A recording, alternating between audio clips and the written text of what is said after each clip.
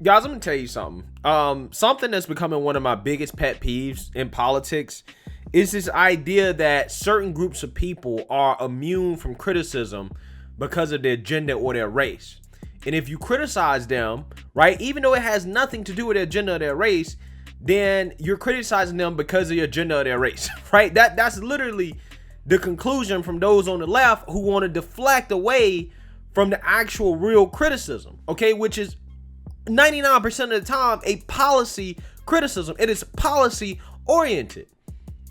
But they do that to take away from the real conversation, and it's really pisses me off. It's really become one of my biggest pet peeves in politics because it's creating this immunity around certain political figures in which you can't criticize them no matter what, simply because of their gender or their race.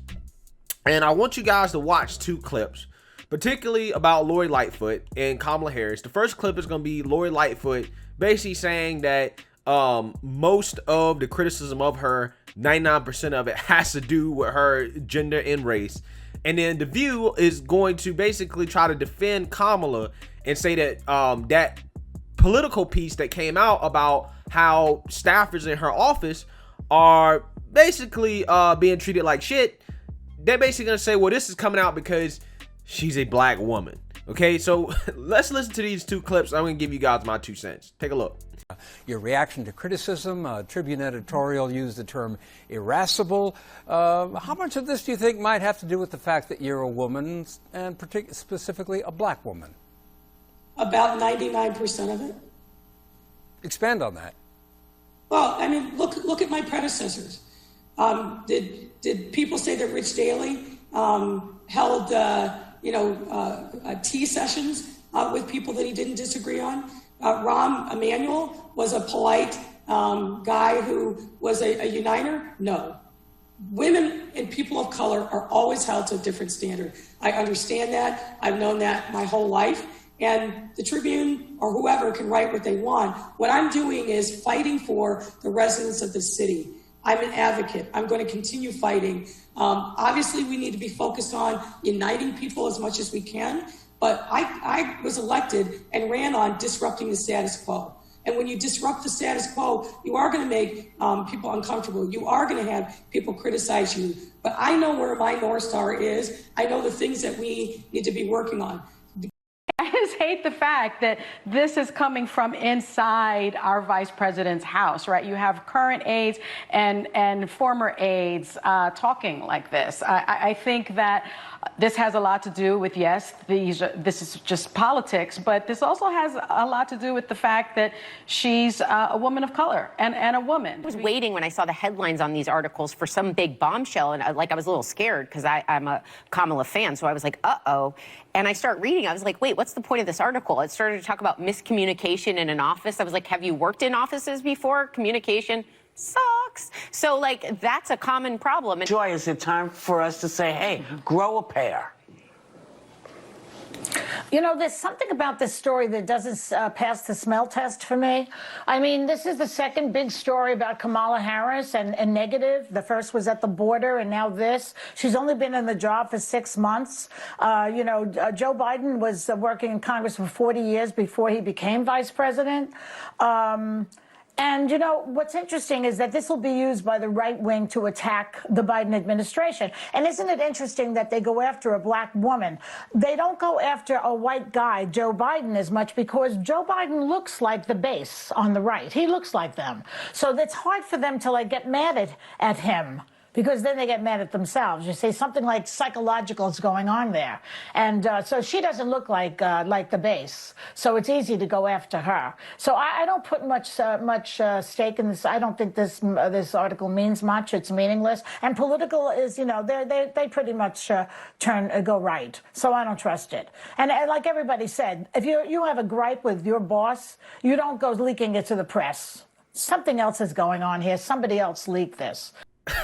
God, man. God, I get so pissed off just listening to that stuff. I'm going to address Lori Lightfoot first, and then I'm going to go to Kamala. Lori Lightfoot, you're being criticized because your city is out of control. Crime in your city is out of control, right? Under your watch, homicides and shootings have went up every single year. And then when confronted with these facts, you lie about the facts. Okay, you lie. That's why you're being criticized, because your city is out of control. Nobody cares about your race. Nobody cares about your gender. Anytime I talk about Lori Lightfoot, I never bring up her race, right? And also why you're being criticized is because you go out here and you say ridiculous things that have to do with race, right? You talk about how you want to discriminate against white journalists. Yes, you're going to be criticized for that. When you say you want to discriminate against white journalists, people are going to go after you for that, because that is textbook racism, right? You're in a position of authority in which you are using your authority to discriminate against people solely based off race, which again is the definition of racism that comes from the left, which is that racism is a power structure. She's using her power to institute racism. So yes, I'm going to criticize you for that. Okay, it has nothing to really do with your race. Outside, it has to do with your racist comments. Okay. Also, again, when you have such violent crimes, murders, and gangs that are running your city, okay, and you go out here and you blame it on systemic racism instead of actually tackling the real problem, yes, you're gonna get criticized for that. People are gonna come after you and say, "Yo, that's BS." I'm gonna call you out on that. Has nothing to do with your race. Nobody cares. Nobody cares. But see, again, like I said, it's a deflection from the real problem. It's a deflection from the fact that she's being a piss poor mayor. Piss poor mayor. So let's move to Kamala. Those people on The View. I don't understand how you can get a job talking about politics and you're sitting here calling Politico a right-wing news source. Politico definitely leans left. Politico definitely leans left. Okay? First of all. Second of all, Kamala, all the criticism of her is criticism purely because she's been assigned to the border, right, to take care of the border crisis. And it is obvious that she's doing a piss poor job. And when confronted with questions about it, she is folding. It has nothing to do with her race whatsoever. Nothing to do with her race. Okay? And matter of fact, most conservatives, I have spent countless time criticizing Biden on the border. Okay, I've come out to Biden so hard. There's plenty of videos of me just going out to Biden for how he's handled the border, because ultimately Kamala's taking the blame for it, but it's really Biden's fault because he shouldn't have assigned her to the task in the first place. But it's really Biden's fault. And conservatives have spent so much time going after Joe Biden, who's a white man. So to sit here and try to say that, well, they don't want to go after the white man because it's like them going after themselves. First of all, I'm black and I'm conservative. Second of all, there's plenty of people on the right, again, that have gone after Joe Biden. They go after Joe Biden every single day. What are you talking about? They talk more about Joe Biden than they do about Kamala. So again, are you paying attention to politics, or are you making things up? Because it sounds to me like you're just making things up, because you damn sure don't know anything about politics. Did the right not go after Cuomo? Both Cuomos. Both of them. Right? The governor of New York, Andrew Cuomo, the right went after him for the allegations against him, right? In regards to nursing home deaths and other things. The right eviscerated him for that. He's a white man. He's a white man. They went after him for that. Oh, but see, they forget about that. Oh, that don't count. That don't count. So that's two white men right now, Biden and Cuomo, that the right has won after. But they only go after women, and especially women of color. That's the only people they go after. This stuff it's ridiculous. It's almost like you live in this world where you think that women, particularly women of color, whatever you want to call it, they can't be criticized, when the criticism is purely about job performance. That's purely what it's about. It's about job performance. Lori Lightfoot is doing a piss poor job as mayor of Chicago. Kamala's doing a piss poor job as vice president. That's where all the criticism comes from. Just like Cuomo is doing a piss poor job as governor of New York. That's where the criticism comes from. Right? Gavin Newsom, the right goes after him. He's a white man for keeping his state locked down for too long. His response to COVID, they go after him for that. He's a white man. Again, don't count. Don't count. And I'm just sick and tired of this. I'm sick and tired of victimhood politics, man. I really am, because that's what this is. You know, Ilhan Omar, you know, she goes out here, she makes comments, okay, that people call anti-Semitic, which kind of annoys me that anytime somebody says something that has to do with Jewish people, right, or people, oh, it's anti-Semitic, that's victimhood politics too, right? Let's be real. That's victimhood politics.